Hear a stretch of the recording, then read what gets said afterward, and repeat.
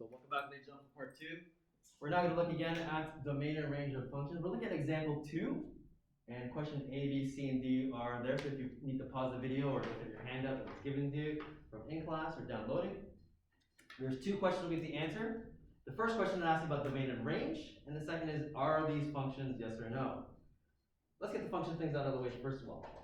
I think everyone agrees the first one is a function because it satisfies the vertical line test. The second one is also a function because it satisfies the vertical line test. This is literally a vertical line, literally. So if you put the vertical line over that vertical line, it means it's not a function because it fails the VLT. And finally, this looks like a parabola you've seen before. And so if we do a vertical line, it's a function, right? Any question from the class? Obviously, if you're watching this at home on YouTube or whatever, you can't interact with it. But so far, so good, right? However, let's talk about the domain and range. And in the first 3 examples, there are straight lines. And that's why I'm trying to share with you one more time. Technically, this is actually classified as a line. The reason why, because it keeps on going forever. That's why in grade 9, we can ask you to draw us big lines. For example, in grade 9, we didn't ask you to draw us these puny little lines or something like that. That's too small, tiny, right? Make them big. And these arrows keep on going forever. And really what it's asking you is, what's the domain and what's the range? In fact, again, if you really want to think about it, what are the boundaries for this? Well, along the x-axis, meaning horizontally, it seems to be a real number. This green line will go on forever. And for those people at home, maybe I'm off screen, this green line will keep on going, like so, through the concrete wall here, down, even up to this. Hopefully you realize what I'm doing. It goes on forever. There seems to be no breaks, nothing at all. It seems to be all possible real numbers. In English, it's all the real numbers. So let's write that down in English here. The domain seems to be all the real numbers. But that's horrible. So in math, this is how we actually write this. X belongs to real numbers. That's the domain for this. I know it seems weird. Mr. Chen, there is no problem. It goes on for infinity. For those students that really are interested for interval notation, this is what you would write. And I will erase it right after. This is what you would write. Oops. See, I can't even draw my infinity pillar with this line. So negative infinity all the way to positive. That's how you would write it. I'm going to erase that because we're not teaching interval notation in this course.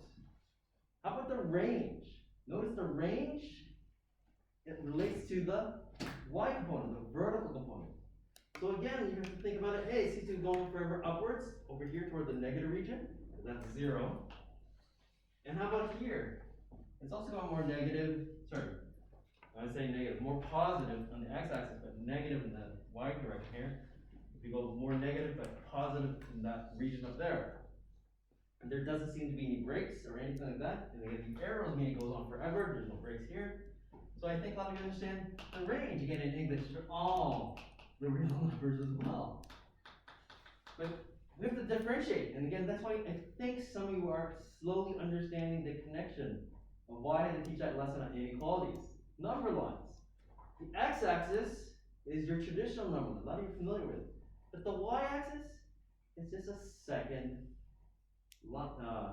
number line, just vertically. Notice again, this is the region of positive and negative.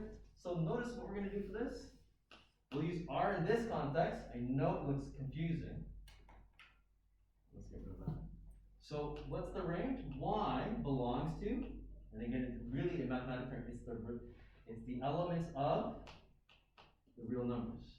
And that's the answer for question A. Let's pause the example first before we go on. This is actually why we're showing it. Now let's take a look at this. Any questions so far from anyone from the class? Question B looks like a straight line. Everyone agree? It looks like a straight line? Except it has a definite start, right? Right at this point. And again, it's actually easier to think on the chalkboard than it is on your handout. So if you're at home watching it and you're looking at the PDF or the screen, this point, even though it's not a filled in circle, this is 4, 5. I'll just emphasize that for you, the reader, or if you're watching this at home. And it doesn't really matter, even if you Mr. Chen, I think it's wrong. I could be wrong, but for our example, who cares? Today we're going to do 4, 5. So notice this question is a little different. This actually is called a ray. It's called a ray because it has a different start and it goes in one direction in another part. So in English, I like always doing this. So what you're seeing, again, we don't really know any information over here. We don't, ladies and gentlemen. However, it seems to appear, and then it keeps on going. And again, notice what I'm doing, ladies and gentlemen, as I use my hand. I'm going left to right.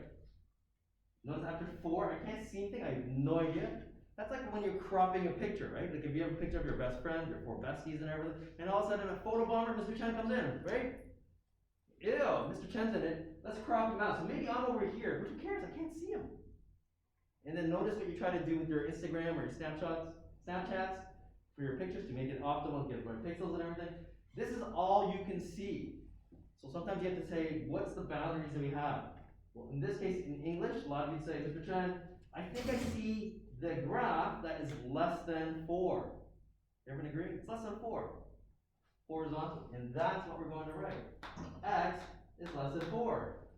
Notice, this is why I had to teach you inequality. It's not greater than 4, it's not equal to 4, it's not equal to 4, it's less than 4. And again, if you want formalities, X belongs to real numbers. Let's see if someone's paying attention. Notice now, we're going to ask the range, and range relates to the Y component. Any volunteer from the class? If you get it wrong, who cares? Who cares? Athena? Y is less than 5. Y is less than 5. Where Y belongs to real numbers as well, because again, it's smooth, right? Before we continue, everyone okay? Any questions? I'll do another question where, well, when are we going to use I or Q or W or N? And it's possible, but for us in grade 11, it tends to be real numbers or integers. Really, that's the scope of it. Question C.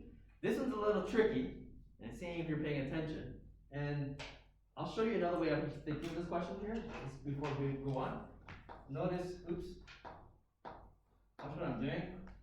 On the green line here, it's less than 4. And then up here, 5.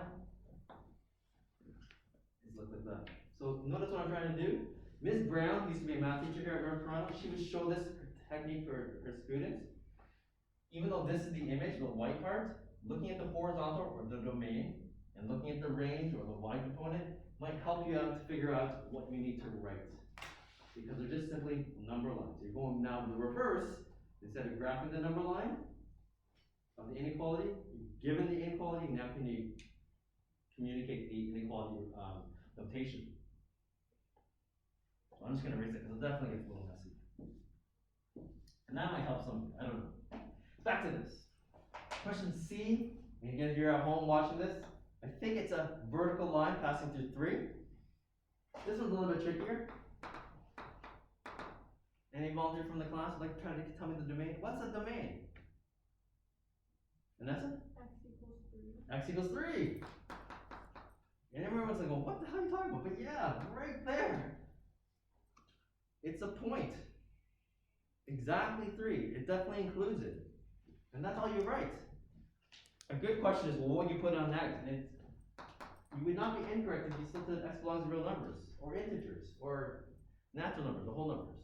But X belongs, that's why for us in grade 11, this is the most important. Here's the little trickier one. What's the range for this one? This one's a little trickier. Sam? YER is correct. Y belongs to all possible numbers. It goes on forever in the more positive region and the negative region. There's no breaks. I think some of you are slowly connecting with these 4 simple examples. It's pretty straightforward. Last but not least, our first introduction to quadratics. Any volunteer want to try? What's the domain? And again, if you want to think about the boundaries, you're seeing a parabola that has no real roots. It seems to have a y-intercept, but who cares? This is why a lot of you actually understand. A lot of you are looking right here. Omar, you want to try? What's the domain? X belongs to the blue. Nicely done. This seems weird for some students saying, Mr. Chen, what are you talking about? Well, if you start in the more negative region, and then go all the way towards the more positive, it's going to include every single X value. Again, I don't know what values they could be, maybe a negative 2.736, but clearly it's going to give me an answer up here, somewhere. Who cares? It's going to be a real answer. But notice again, in terms of the range, Where are you seeing this image? Different volunteer to finish off? What's the range for this parabola? Mackenzie? Yeah. Y is greater than 3. Great, now notice what you have to do, greater than or equal to. And sorry, just to share with you, ladies, again, some of you would argue with, but I can't tell if it's really going through the 3, because that handout is. For teaching purposes, it is probably the vertex, I don't mean to use that word right now, but it is y is greater than or equal to 3, such as y belongs to real numbers. Let's pause here for a second, Mackenzie. Is it y? Oh, never mind. I think that it's because I was gonna say y is b not equal to, but it's because it has the opposite. Nice. Nice. And notice what I'm trying to show you on the number lines? From 3 onwards, that's what this means. And notice what I'm putting filled up because that point, 2, 3 is there. Orhan. Wouldn't it be y belongs to integers? Because If it was belong integers, then we'd get spaces. Spaces, because it's a it's smooth. still got the decimals.